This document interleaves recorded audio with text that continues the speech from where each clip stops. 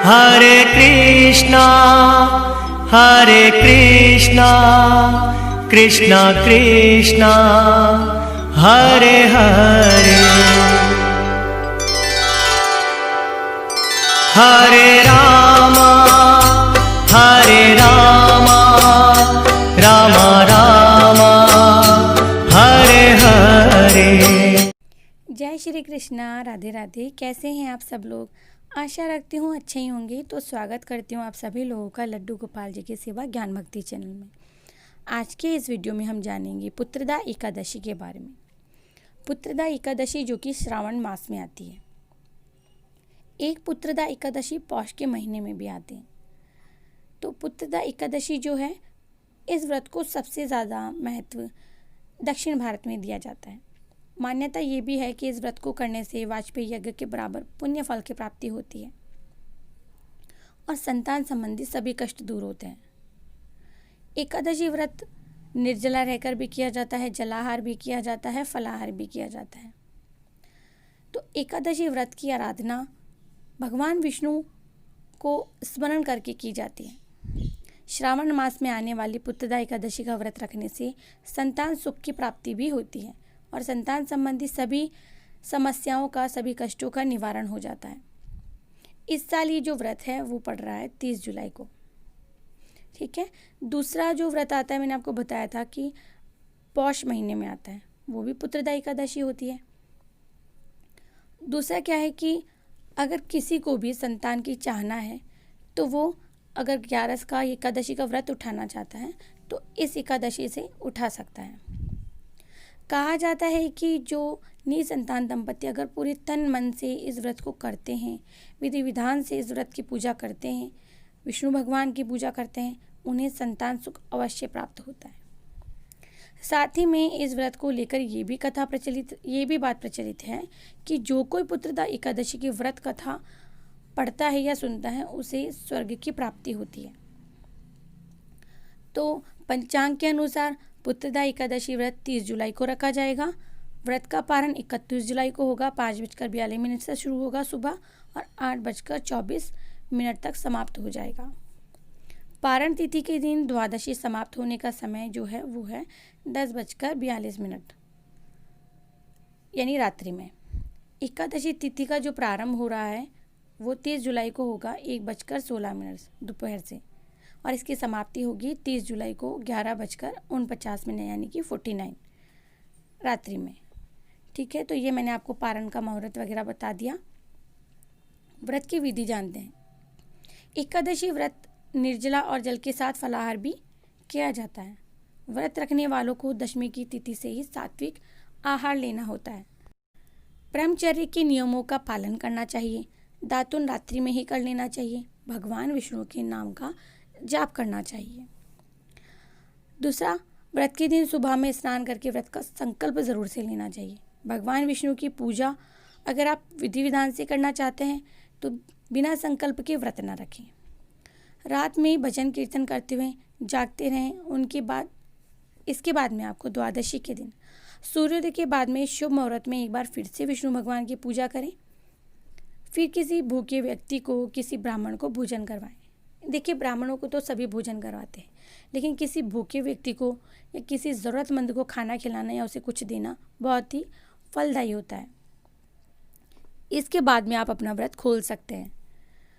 व्रत वाले दिन आपको सुबह में जल्दी उठकर स्नान करना है। भगवान विष्णु के नाम का स्मरण करना है। स्वच्छ कपड़े धारण करने हैं। घर के मंदिर में सभी विग्रह को स्नान करवाना है पंचामृत। फिर श्री हरि विष्णु को स्नान करवाना है।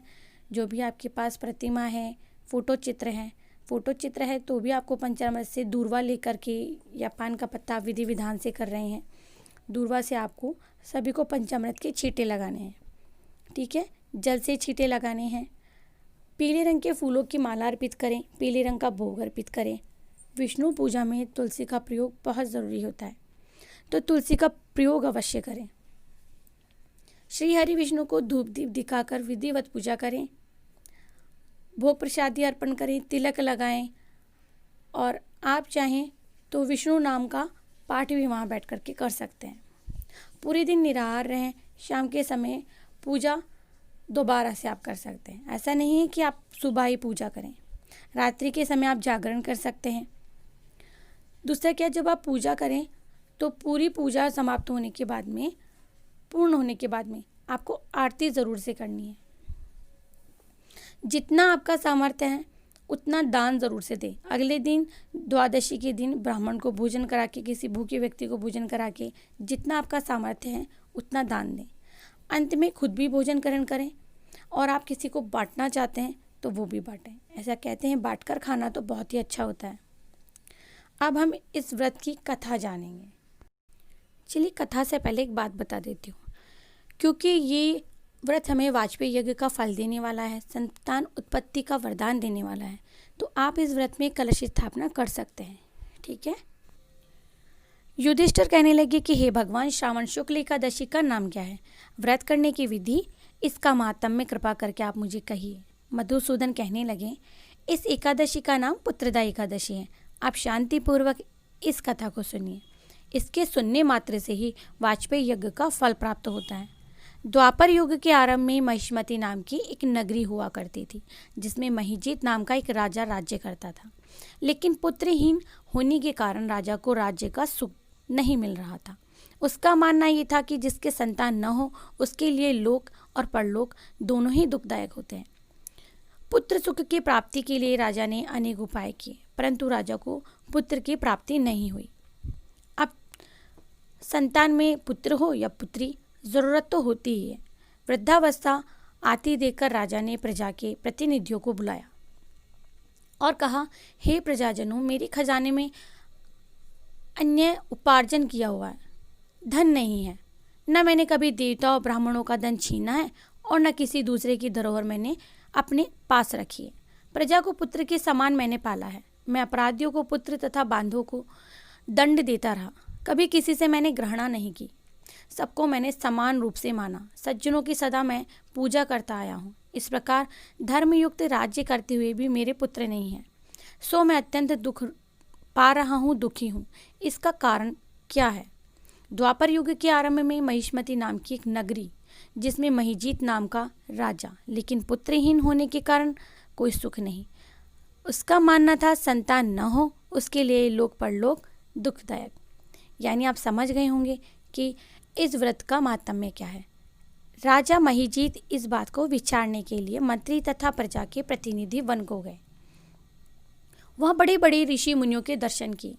राजा की उत्तम कामना की पूर्ति के लिए किसी श्रेष्ठ तपस्वी मुनि को देखते रहे। एक आश्रम में उन्होंने एक अत्यंत वयोवृद्ध धर्म के ज्ञाता, बड़ी तपस्वी, परमात्मा में मन लगाए हुए निराहार, जितेंद्रिय, जितात्मा, जित क्रोध, सनातन धर्म के गूढ़ तत्वों को जानने वाली, समस्त शास्त्रों के ज्ञाता महात्मा लोमश ऋषि यानी कि लोमश मुनि को देखा, जिनका कल्प के व्यतीत होने पर एक रोम गिरता था। रोम आप जानते हो ना किसे कहते हैं? बाल को कहते हैं। सबने जानकर ऋषि को प्रणाम किया। उन लोगों को देखकर मुनि ने पूछा कि आप लोग किस कारणवश यहाँ पधारे हैं? निसंदेह मैं आप लोगों का हित करूँगा। मेरा जन्म केवल दूसरों के उपकार हेतु ही हुआ है, इसमें तनिक भी संदेह नहीं है। लोमश ऋषि के ऐसे वचन सुनकर सब लोग बोले, है ऋषि, आप हमारी बात जानने में ब्रह्मा से भी अधिक समर्थ हैं, अतः आप हमारे इस संदेह को दूर कर दीजिए।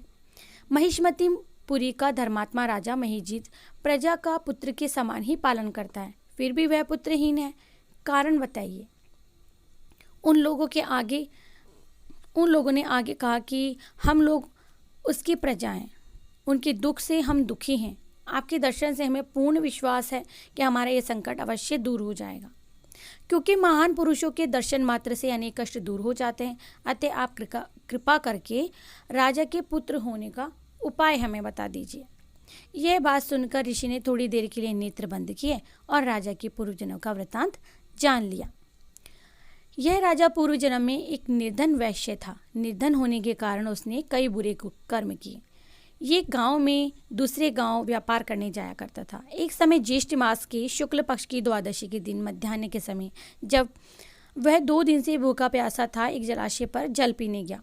उसी स्थान पर एक तत्काल जिस गाय के बच्चा हो जाता है, जिसे ब्याई हुई गाय कहते हैं, बहुत ही प्यासी थी और अपनी प्यास बुझा रही थी, यानी जल पी रही थी। राजा ने उस प्यासी गाय को जल पीते हुए हटा दिया और स्वयं जल पीने लगा। इसीलिए राजा को ये दुख सहना पड़ रहा है। एकादशी के दिन भूखा रहने से वह राजा तो हुआ और प्यासी गौ को जल पीते हुए हटाने के कारण पुत्र वियोग का दुख सहना पड़ा, क्योंकि वो गाय उस वक्त पुत्र का जन्म करके ही पानी पी रही थी। इसीलिए तो कहा जाता है कि कभी भी किसी प्यासे की प्यास छीनना नहीं चाहिए। तो ऐसा सुनकर सब लोग कहने लगे कि हे ऋषि, शास्त्रों में पापों का प्रायश्चित भी लिखा है, अतः जिस प्रकार राजा का ये पाप नष्ट हो जाए, आप ऐसा उपाय बताइए। लोमश जो ऋषि थे वे कहने लगे कि श्रावण शुक्ल पक्ष एकादशी को, जिसे पुत्रदा एकादशी भी कहा जाता है, तुम सब लोग व्रत करो और रात्रि को जागरण करो।